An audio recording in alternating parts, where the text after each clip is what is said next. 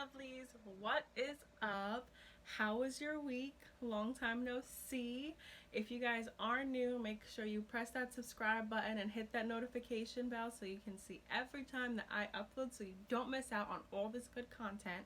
And don't forget to follow me on Instagram at GabryG96. And so let's get into it. Last week we talked about relationships with ourselves and why that is the most important relationship ever. If you did happen to miss that video, go back and watch that video because this video is going to build upon last week's video. So I told you guys I had a lot of content, and yes, it is coming at you guys every week, okay? So for this one, I got my little notepad because I had to keep some notes, guys, because it's a lot. And the topic for today is family. Isn't family great? We all love our families, don't we? They're completely awesome. Great. Now that that's out the way, let's get into it. So family is your second most important, whoa. Family is your second most important relationship that you will ever have. You are born with them. You can't just, you can't choose them. You're just born into it. So, and your family, they really just shape you into the person that you are today. And really, that's all based on family dynamics and socialization. Whew. Socialization and family dynamics, that's a big topic, so let's dive into it. Family dynamics are the communication, safety, connectedness, respect, and cohesion that you have within your family, and socialization is the ability to communicate with others, i.e., like conflict resolution. Different kinds of conflict resolution are negotiation, withdrawal, negative engagement, anxiety, and compliance. Those are a lot. Let me just give you a little rundown of each one. I'm not going to get too deep into it. If you guys want to have another video on that, I will definitely do it. Just let me know in the comment box down below. But negotiation, this is how everybody knows what negotiation is. I'll give you this for that, this, whatever. That's how negotiation goes. Negotiation usually comes with compromise or collaboration. Withdrawal, when you're in a situation, when you have a conflict from someone, withdrawal is you kind of just remove yourself from the whole situation and you don't even deal with it. You just remove yourself from the situation and that is it. Okay. Negative engagement. Now this is where you're all up in their face and you're yelling and pointing and doing everything and da-da. That's negative engagement because that's only adding fuel to the fire. Anxiety, that's when conflict just makes you like really nervous to the point where it's debilitating and you just get to a point like I can't do conflict, I don't want to deal with it.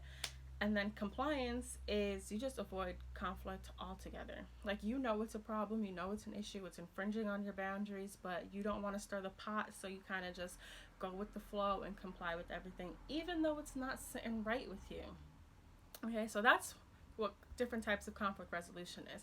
But back to family dynamics, because this is how you interact with your family and deal with conflict and the level of influence your family has on you, whether it's a parent-child relationship or a sibling-to-sibling relationship.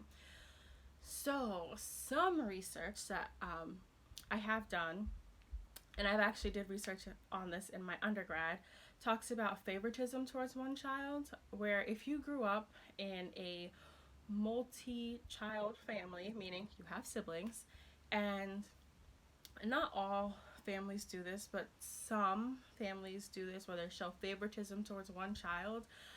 It has actually been proven that it can cause isolation from all the other siblings, meaning that the one sibling that is getting favoritism towards them will feel isolated from their other siblings because now their other siblings are either jealous or don't want anything to do with them or feel like they're being neglected in some kind of way, which gives that child that's being shown favoritism a hard time making decisions later on because they've either never had to make their own decisions, or when they had to make their own decisions, they never really had anybody to run it by. And that could even just be like, I don't know what cereal to eat in the morning as a kid because Your other siblings don't really want anything to do with you because you're taking time from mom and dad, okay? Um, and that can also cause conflict between the siblings because siblings make it hard to communicate effectively later in life because your siblings don't really want anything to do with you because you're the favorite and you're getting all the attention and I don't like it. And usually, don't come after me for this. Usually, when a sibling feels a disadvantage at gaining parental attention, they tend to be more individualistic as they get older because they've always had to either figure it out for themselves or they just had to either always share with that one sibling because that sibling always got what they wanted. And when they get older, they're not going to have to worry about anybody but themselves, and it's all me, me, me, me, me. That's the individualistic. They think of themselves as one person, and that's it. Okay, so that brings me to conflict resolution because that is not a good way to deal with things either. So obviously in family relationships you're going to have issues, you're going to have arguments, you're going to have problems, you're going to have things that annoy you. If you don't in your family, can I be a part of your family? Because let me tell you, I love my family, but sometimes they work my nerves, okay? If we're being honest here. But there is going to be conflict, and now let's talk about some of the resolutions for this conflict. So conflict resolution is really just a mental representation of yourself and the influence that others possess over your ability to express yourself. So if you pretty much know yourself, and I talked about that in my last video, go look at it. If you don't know yourself or you want to learn more about yourself, go watch that video. But it's really just about who you are as a person, and if you know who you are will depend on how you know, resolve conflicts. I mean, that's the first part. If you know what makes you mad, what ticks you off, what's gonna activate you in any kind of way, then you know the triggers, what triggers you, and things to look for, and how to really just calm yourself down when things start to get heated. So you're not in their face and throwing hands and yelling and cussing at them and everything, because that doesn't really solve anything. The second part is the influence others have over your ability to express yourself. So, if you're allowing someone to make you angry, that person has too much power over you. I gotta say it. They got too much power over you. If they have the power to make you go from super, super happy to really, really angry, I'm going to annihilate the whole village, something's wrong there. I'm gonna need you to really dive deep and figure out, why does this person have such a hold on me? Why are they making me so angry? Why are they making me so sad? Like, what are they doing, or what is the issue with them and me that's making me feel this way? You can't have too many people have influence over you. You just can't. It's not healthy, and it's not fun. Trust me, it's not fun. Okay? So, with that being said, once you really know yourself and you don't have, you know, people don't have much influence over you and your feelings about something, then you have the ability to negotiate and compromise during conflict, which is positively correlated with the connectedness you feel with your family, the type of communication, if it's healthy communication you have with your family, and the cohesion that you have with your family as a child. How are things flowing? What's happening daily in your house as that was going on when you were a kid? Were they positive? Were they negative? Do you feel close enough with your family that you can be open and honest and have that dialogue with them? Do you feel like you have great communication with them, where you don't have to be scared to tell them something? Those kinds of things where you can develop that level of comfortability and safety will allow you to later on know yourself and be able to either negotiate or compromise or talk through issues when they arise in any kind of relationship when you are an adult. Okay, so now that we've talked about the basis of a family relationship, and I can talk all day about family dynamics and socialization. So if you guys want to see that, leave a comment down below. Let me know that you guys want more information on this. You want me to dive deep, because I can dive deep. It is a topic that I love. I did research on this in my undergrad. Guys, I got like papers and articles and like journals and everything. Like, I got so much information. I can go on and on about family dynamics and socialization. But this video is way more than family dynamics and socialization. It's about the relationship that you have with your family.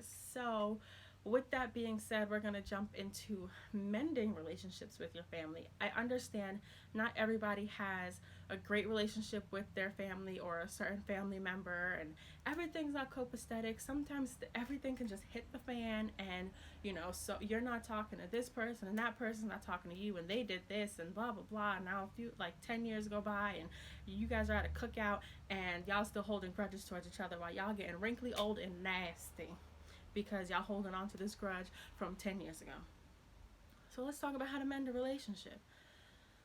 Family is a little tricky because nobody knows you like your family does. So they know all the little buttons to push and to nitpick to make you explode. But the first thing you have to do when you're trying to mend a relationship with either a family member or your family as a whole is you need to forgive this person before you address the issue. I'm going to hear so much backlash of, you don't know what they did to me and blah, blah, blah, blah, blah. Let's take a pause break. And no, I don't know what they did to you, but you have to forgive them. Why? Because they hurt you, and you're going around with this hurt and pain inside you as you're getting wrinkly and stressed out and unhealthy, and they're just living their whole life like nothing happened. You need to forgive that person if you really want to mend that relationship and work on the relationship. You have to forgive them. The second thing you have to do is have an open mind. If you go there closed-minded with the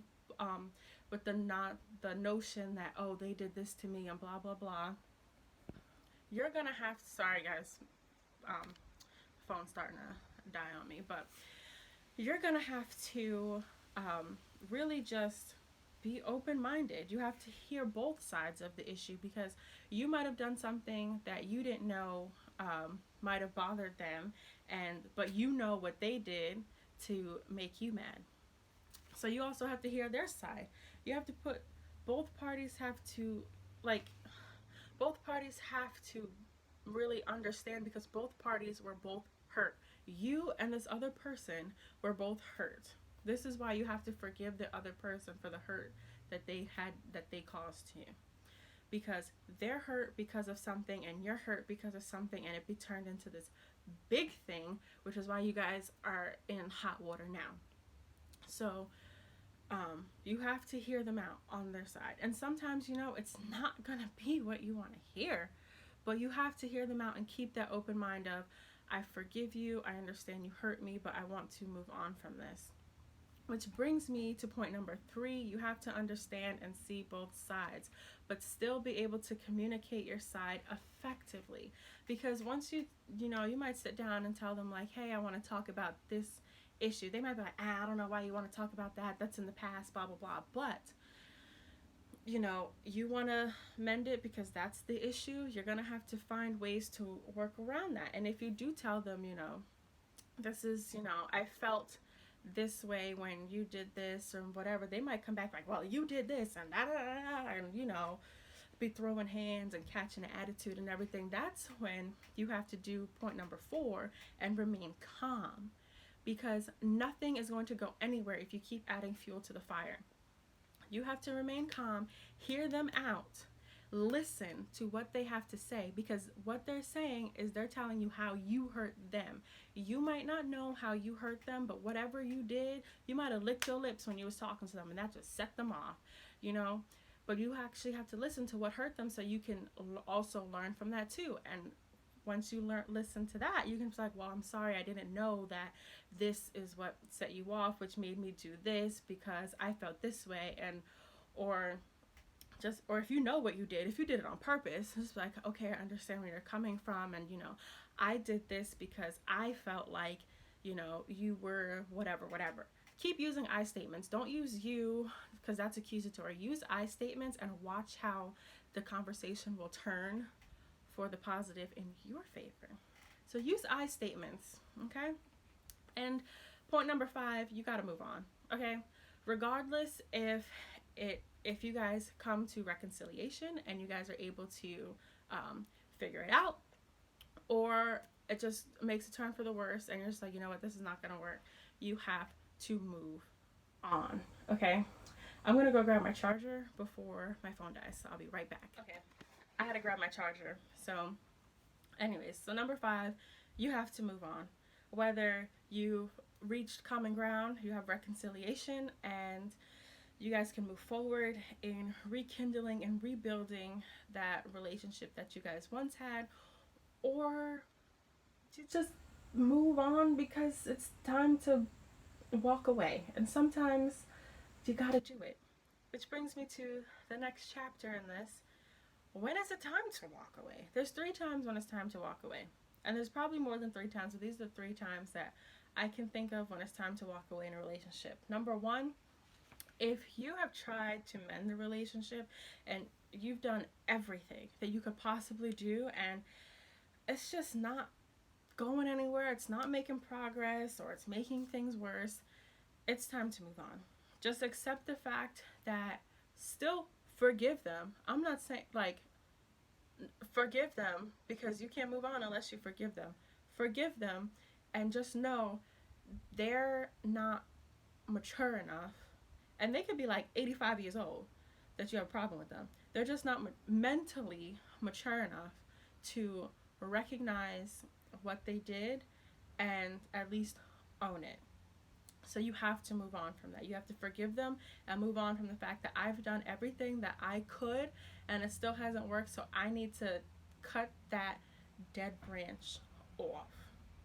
Okay, number 3, if the relationship drains you emotionally, mentally, or physically, or all 3, it's time to let that go, because they don't appreciate your time. They don't respect your values or your standards that you have for yourself, and they definitely don't respect your boundaries.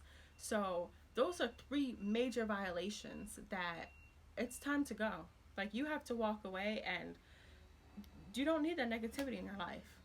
And it sounds bad, but they're family, but love them from a distance. You can't, like, if you're gonna sit here and drain me where I'm just exhausted and I'm not feeling like the best person that I know that I am, cut them off. Cut it off.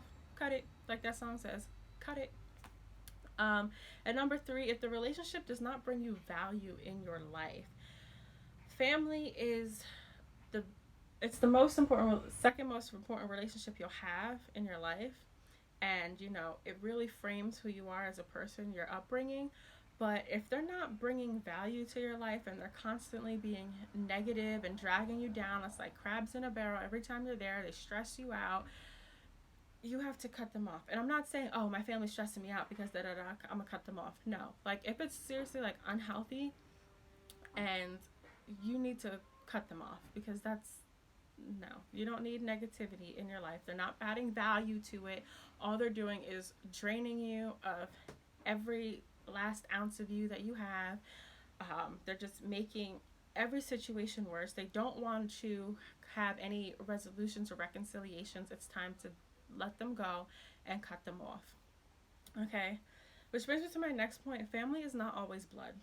Okay, they always say blood is thicker than water, but blood will also stab you in the back faster than water will.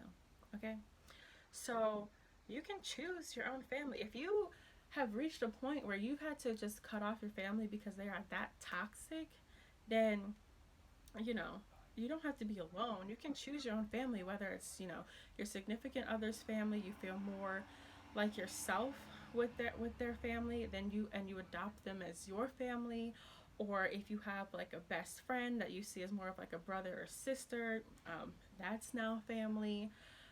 You have like a mentor that's more like a parental figure to you, that you see more as a parental figure to you, that's family. So you can choose your family. Just make sure that when you're choosing your family, that they're positive people and they want the best for you in whatever that you're doing, that they elevate you and they don't pull you down, and they want you to do better than where you are now, and they push you to do better. But also, you want to have people around you that let you know when you're wrong. If you constantly have yes men around you, you don't want that, because when you're wrong, you're never gonna know. Okay, true family and real friends is what we're gonna talk about. Next week. But real family, true family, well, they'll let you know when you're wrong. They'll let you know when you're wrong, when you're going down the wrong path. But they're not just gonna be like, oh, you're wrong, or you're doing the wrong thing, you're going down the wrong path. They will give you suggestions.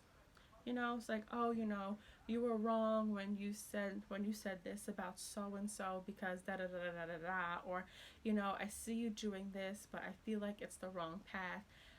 Let's talk about it. They're not just gonna constantly like put you down. You're wrong. You're going down the wrong path. Like, they'll be like, let's talk about it. Like, let's figure it. Like, what's going on in your mind. Like, I want to understand. Let's talk about it. Okay. I'm so sorry, guys. They're doing work outside, and I'm trying to talk above it, but it's not working. But thankfully, I'm at the end of the video. So if you guys like this video, definitely hit that like button. Make sure you subscribe, follow me on Instagram, and hit that bell. Okay, I will see you guys next week. Love you.